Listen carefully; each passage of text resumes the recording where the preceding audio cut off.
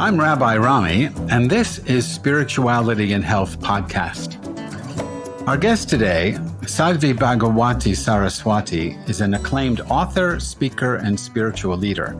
Initiated into the order of Sannyas in the year 2000 by His Holiness Swami Chittanand Saraswatiji, one of India's most revered spiritual leaders, Sadhvi also holds a PhD in psychology. She's the author of several books, including By God's Grace and Come Home to Yourself. And her newest book is Hollywood to the Himalayas, a journey of healing and transformation. Sadhvi, welcome to the Spirituality and Health Podcast. Well, thank you so much. It's such a joy to be with you. Well, I think we're going to have a good time because you and I have, I'm just going to say a few things in common. We're both Jews. Yes. We both love India. We both love Mother Ganga, the Ganges River. We've both been initiated into one Hindu school or another. So I was initiated into the Ramakrishna order years ago. And we've both had encounters with the Divine Mother. Yes. So let's work with that one. I was very moved by your description of your first encounter on the shores of the Ganges. Tell us about that. It was the moment that transformed my life. I was 25 years old, and I had grown up in a situation, circumstances in which I really had everything. I grew up in Hollywood, hence the name of the book, Hollywood to the Himalayas, and had a lot of opportunity, a lot of privilege, really sort of everything I wanted, everything I needed, everything that in this world people are told you need to be happy, all the things that we run after. And life in many, many ways was beautiful and fantastic. And yet I also suffered. I had experienced great challenge and difficulty and even trauma in early childhood, and had done what so many of us do in dealing with our internal pain, which is we try to do something to make us feel better, whether it's alcohol or drugs or food or sex or shopping or gambling. And we do that and we realize, of course, it doesn't work. And it just ends up making us feel worse, but we don't really know what else to do. And so at 25, I had graduated from Stanford University. I was in the midst of a PhD in psychology program. And on the outside, everything looked really fantastic. And on the inside, I was still suffering. And I didn't trust myself. I didn't trust God. I didn't trust the universe. I felt very unworthy on a lot of levels. I felt not enough on a lot of levels, as though there were sort of something inherently wrong with me. And I ended up in India with a backpack, not sadly because I was on a spiritual quest. I would have loved to say I was, but I wasn't. I didn't even know that was something available for me, something I was worthy of. And I ended up there because I had agreed to go to India because I was a strict vegetarian. And I knew that when India was suggested as the place for us to travel to, that at least I'd be able to eat happily. That at least I wouldn't be fighting with waiters in languages I didn't speak about the broth of a vegetable soup or something. And Rishikesh was the very first place we went, the city of Rishikesh, right on the banks of the Mother Ganga, right in the lap of the Himalayas. And the very first day after putting our bags down in the hotel, I said, I'm going to go put my feet in the river.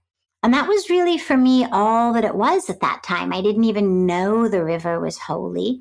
I didn't know that this was the mother goddess in the form of a river. I just knew I was hot, I was tired, and I wanted to freshen up. So I get down to the banks of this sacred river. And even before I get my feet in, I had this extraordinary experience, just spontaneously, immediately, of oneness and connection and awakening and union and ecstasy and perfection of myself, perfection of the universe, perfection of my place in the universe, oneness with this incredible mother goddess. And I experienced her presence on every level of my being. And it just blew my heart open. It blew my mind. It blew away every sense that I had had of being separate. And I cried and cried and cried and cried. And for the next many, many, many days, even into weeks, pretty much all I could say for a long time was, oh my God, it's so beautiful. Oh my God, it's so beautiful. Oh my God, it's so beautiful. And yeah, I couldn't even articulate it. I still can't articulate it well. Well, let me take issue with that, because let me read something from the book about this first encounter, which I think you articulate very well. The image of the goddess Ganga formed out of every color, shape, texture, and aspect of my visual spectrum. Here she was, and here I was. Yet it wasn't really a her. Rather, it was an all and everything. And I was part of that everything. There was nowhere I ended and all began. There was nowhere she wasn't. I stared, eyes open to her form over the flowing river. I had come home. That feeling of coming home, as I understand it, is not coming home to India, though there could be something about that also. I know that my first trip to India, I had this sense of homecoming, but it was a geographic thing. It wasn't spiritual. It's just, oh, I love this place. I love the smell. I love the color. I love the noise of it. But it's a homecoming in the sense of coming home to the divine in, with, and as everything. It seems to me is what you're saying. Is that fair? Absolutely. And it's also a coming home to myself of who I was, raised in a Reform Jewish family. God had always been something very, very separate. And I wasn't even religious, but that was just the concept that I had of God as a being to be prayed to be feared, to try to placate in some way through what you did or how you behaved, and to experience the presence of the divine in me, as her, but as her, as me, as all as me, was, yeah, it rendered me pretty nonverbal and in tears. And just, yes, in retrospect, we can use words like awakening, but at the moment, it literally just felt like I was swimming in an ocean of ecstasy. Nonverbal, non-semantic, non-intellectual. And I remember thinking at the time, like laughing with myself. There was one part of myself saying, I have no idea what this is. And the other part was like, and it doesn't matter because it's so beautiful and that's all that matters. And coming from someone who was a pretty hardcore academic, that was a very beautiful and transformative experience. And it's something that has stayed with me for 25 years.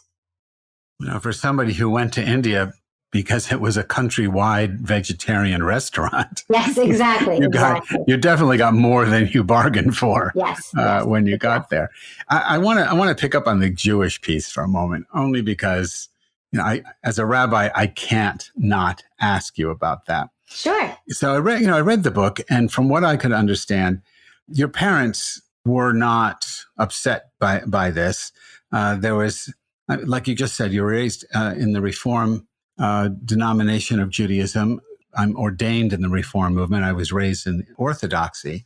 But whether it's Reform or Orthodox, like you said, the Judaism that I was raised in posited a God out there somewhere who was clearly masculine, clearly patriarchal, someone who had to be constantly praised. It was not a God that spoke to me at all. I mean, I moved into Buddhism first in my spiritual quest. What I'm curious about is, without asking you to be judgmental in any way, but it seems to me that the Judaism you experienced was spiritually empty, rich in form, that do this, do that, all the rituals, but it didn't feed your soul.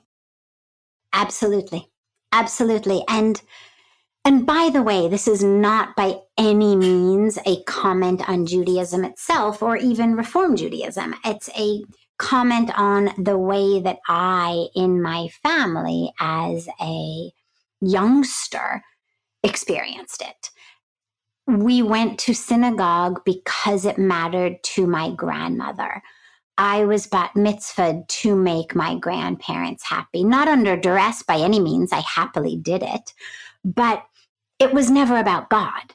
It was about the family and the connection that I had and that I still have very deeply to Judaism has been about the history and the Jewish people, a lineage, much more so than it ever was about God. And so the experience that I had on the banks of Ganga, people say, oh, did you convert? And I try to explain to them that the God aspect of my life had up until that moment remained empty. It wasn't that the Hindu version of God came in and kicked the Jewish version of God out or something like that. It was that I had an experience of God, a non-denominational, totally infinite, expansive experience of God that happened to take place in a Hindu place while Hindu rituals were underway. But it filled a space in me that had not been occupied. So it was much more of an augmentation than one kicking the other out or a conversion. Yeah, I think that's a beautiful way to put it. I would be a little stronger in the sense that I think, because we're talking, 25 years ago? Exactly. Something like that? Exactly. And maybe it's not that much different today, but I like to think it is, that 25 years ago, God really had no place in mainstream Judaism. And I would argue, in a sense, that's still the case when we talk about not the Jewish God who chose the Jews and all the legends and the story, the mythos of an ethnology of Judaism that says, oh, God, chose us from among all the people and all that. The God you're talking about, the God that you've experienced, like you said, it's not a Hindu God, it's not a Buddhist God, it's not a Jewish God or a Christian God. It's some other reality that is all pervading. While that reality plays a huge role in Jewish mystical circles, it's not something that is taught in mainstream Judaism. And so it leads a lot of people, Jewish people, to think that there just is nothing like that in Judaism. When I teach, a lot of the Jews who come to my classes, and I imagine, this is a question, I imagine that's true in your teaching, a lot of people who come who are Jewish are coming with the same spiritual emptiness that you experienced. They're not looking to convert. They just aren't being fed on that level by that kind of all-encompassing divine reality. Is that what you find also? It's absolutely true, but I would say it's equally true for the Christians who come. I think it's true in general for those who are coming from a Western Judeo-Christian tradition. where they're not feeling the presence of God in them. They're not feeling the connection to God in a way that is deep and meaningful and fulfilling. And they're looking for something, because our culture these days, with marketing the way it is and society the way it is and advertising the way it is so full of messages to continue to tell us over and over again in different ways that there is something wrong with us. We're too fat, we're too thin, we're too dark, we're too pale, we're too old, we're too young.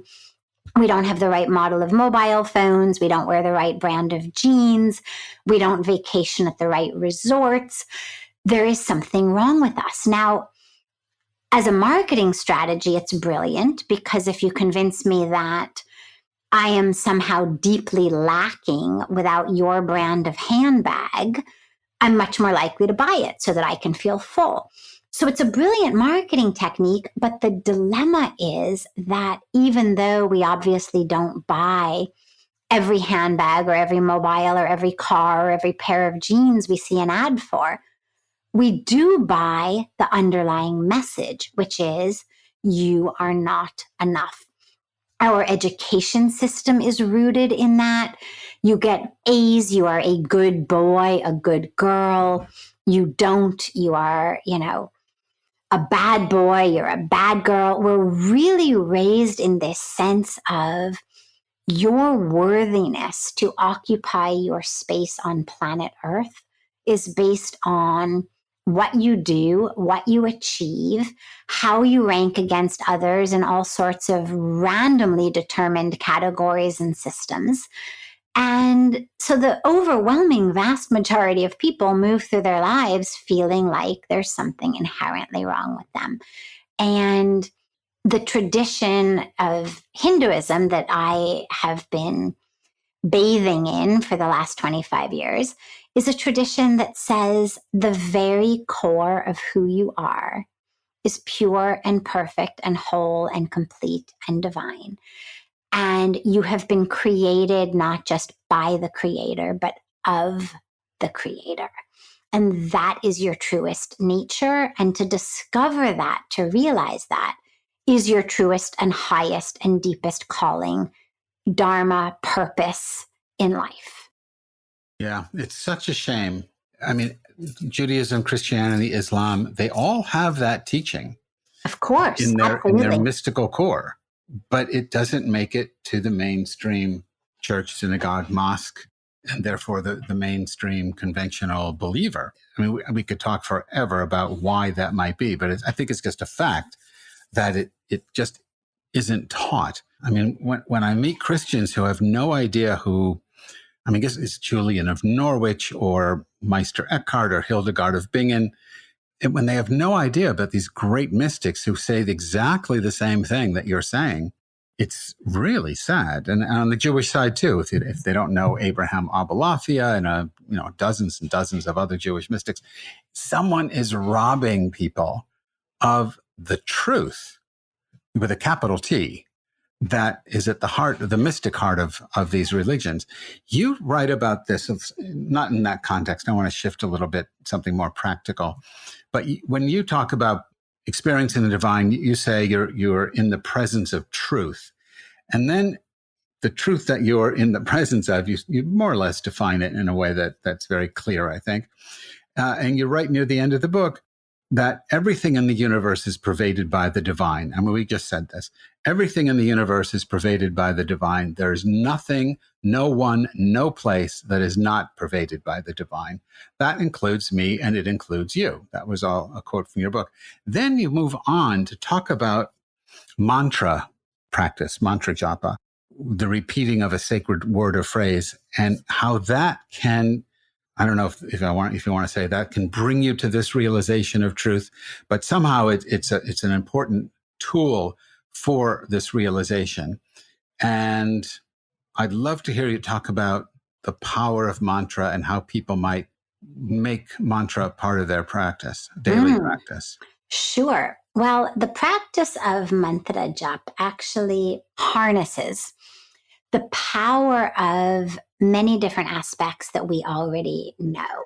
So on the one hand, it's the power of an affirmation, a subconscious programming that gets repeated and repeated and repeated. So even just on that most basic level, and I'm going from the most basic to the deepest, even on the most basic level, we know that affirmations work. We know that giving ourselves different narratives, different thought patterns, when the mind is jumping around like a monkey and telling you that you're a victim of this or you're a victim of that, or the universe is against you, or your identity is wrapped up in your size or shape or color or race or religion or sexual orientation or your history, when the mind is telling you all of that, the power of simply having a spiritual affirmation to remind you that you are not that is in and of itself powerful. However, we then go another layer deeper. The mantras come from, of course, the scriptures. They are imbued with actually scientific meaning. And in the Sanskrit language, the actual meaning of them and the way that the words go together actually has an alchemic ability to transform you. So while saying to yourself, I love you, God. I did this actually before Puja Swamiji, my guru, would give me a mantra. He made me wait a couple of years before he'd give me a mantra. I decided that I wasn't going to lose out on the benefit of mantra because I had heard so much about it, just because my guru wouldn't give me one yet. And so I chanted, I love you, Krishna. I love you, Krishna. I love you, Krishna, for about 2 years. And it was beautiful and it was wonderful and it was powerful. And yet, when the actual Sanskrit mantra gets given, there is an alchemic power of transformation to the mantra itself, as well as to the ritual of being initiated into mantra. And the third piece, going on to the deepest level, is the science of sound. Now, just to orient listeners for a moment, we know that, for example, you could take a whistle and you could blow it, and it could be a whistle at a certain frequency that none of us would hear, but it would make a dog go crazy on the other end of the room. Or you could blow a whistle at a certain frequency on one end of the room and shatter a glass on the other end of the room. That energetic power of sound is actually something that travels through the universe and impacts the universe we live in, literally like shattering a glass with a high-pitched sound. In the same way, with that science of the energy of sound, the mantras have actually been developed harnessing that science. And so the sound of the mantra itself, in addition to the meaning, in addition to the words themselves, has that very sacred alchemic power to energetically go in and transform you. So for me, the mantra has been an incredible gift. I have used it like a life raft throughout the last 23 years. I've been there 25 years, but it was 2 years in that he gave me a mantra. And whenever my mind is spinning or someplace I don't want it to be, the mantra is that life raft. It pulls you out of it and pulls you back into the divine awareness. So is your sense that a mantra has to be given by a teacher, or can people find them on their own? So yes and yes. Can you find one on your own? Absolutely. Will it have the power to transform you? absolutely. 200%. Do not do mantra jap just because you don't have a guru who has initiated you into it. And if you do have a guru, or should you come to have a guru in the future, the power of being initiated by a guru into it gives it a whole new level, because it's said that when a guru gives the mantra, you actually get the Shakti, that energy, that spiritual energy of all of the sadhana, the spiritual practice that the guru has done. It's like, here's a way of thinking about it. Let's say you've got a headache or a stomach ache. Can you go to the health food store and find yourself some really good Ayurvedic medicine for it? Absolutely. Will it help you? Absolutely.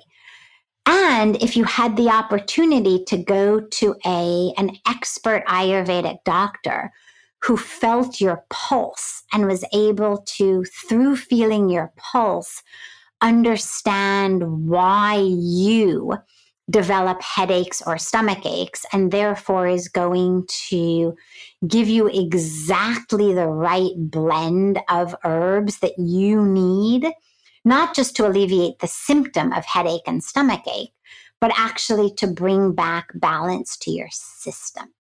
And so I think about it like that, where they're beneficial anyway, they're powerful anyway.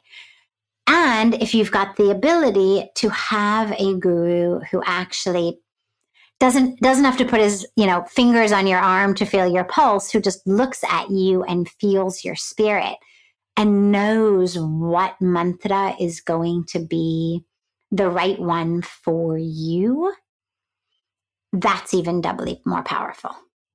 So do you give mantra? I have.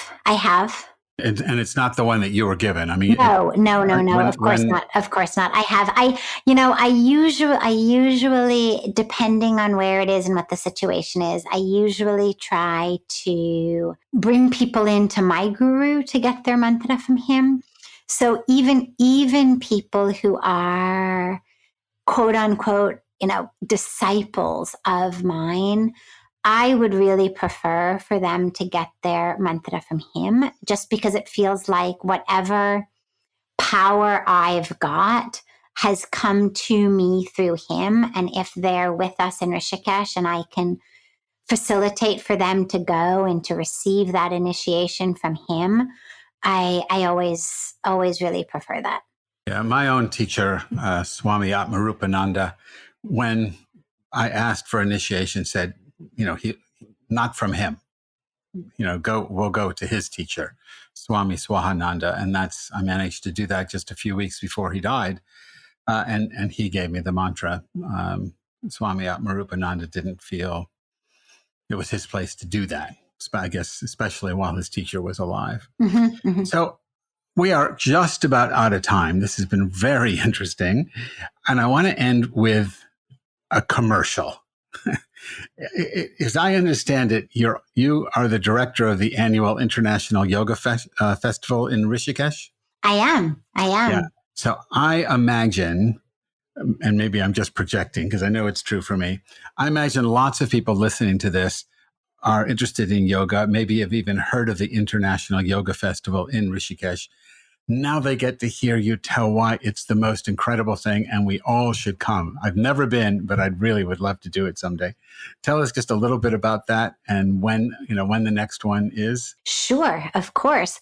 And by the way, I know time is short, and so I'll do it succinctly, but just to mention that in my book, In Hollywood to the Himalayas, you will get so much more about Rishikesh and the ashram and yoga and the yoga festival.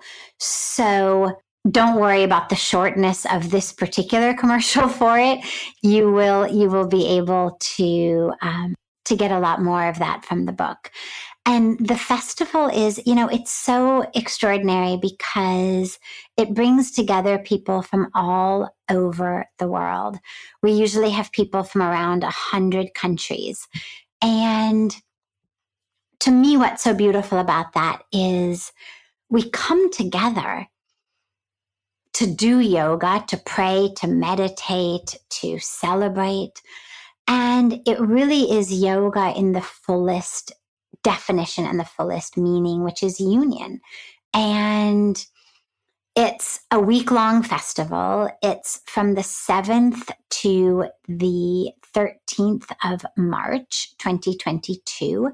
We are definitely planning on being in person in 2022. God willing, COVID permitting, but that's certainly our intention. We were online, of course, in 2021, but we are certainly planning to be in person 2022. And we bring together the top teachers from all over the world. And it's asana, it's pranayam, it's meditation, but it's so much more than that.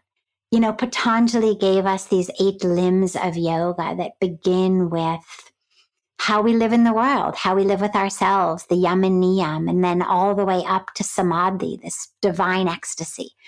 And the week really, really gives all of that. And, you know, one of the questions everybody asks is, well, why travel to India? I mean, you can learn yoga on any street corner of any city in the world. And there's something very, very, very powerful there. And again, that's where we began today. In any case, with regard to the Hollywood to the Himalayas, that which drew me to India, that drew me to the Himalayas, and the experience that I had there. And that experience is available for you. It's available for you, of course, anywhere in the world to let go of that which is holding you back, to experience freedom and awakening and healing. But if you actually have the ability to travel to Rishikesh and to stand in the Ganga, for me, the 2 greatest moments of transformation were the first one that I shared, and then standing in the river, literally giving my pain to the river as my guru had instructed me. The pain of what I had experienced, what I had suffered, how I held on to it. And if you've got the opportunity to actually come there and experience that flow of the Mother Goddess, to be there in the lap of the Himalayas, and to do it at a time when you can engage in yoga with all of your sisters and brothers from all over the world, absolutely, absolutely do it. And you can see internationalyogafestival.org. It's all one word and spelled exactly as it sounds, internationalyogafestival.org, to see all of the details about that. And you can see hollywoodtothehimalayas.com to see all of the details of my new book, or just go to Amazon and it's there too. Either way. All right. Well, you certainly got a bunch of commercials in there. I appreciate that. And we are going to have to end with that.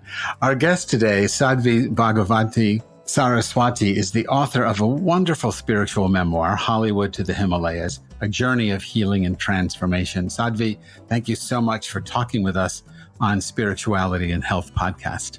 Oh, it's been such a joy and such a blessing to really do this with you. Well, you're welcome. And again, thank you.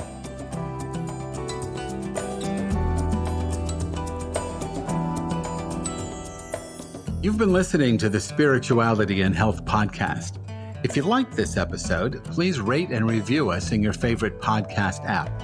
If you enjoyed this episode, be sure to share us on social media and tag us at Spirit Health Mag. You can also follow me on the Spirituality and Health website, where I write a regular column called Roadside Musings. Don't forget to subscribe to the print magazine as well. Essential Conversations is produced by Ezra Baker Trupiano, and our executive producer is Mallory Corbin. I'm Rabbi Rami. Thanks for listening.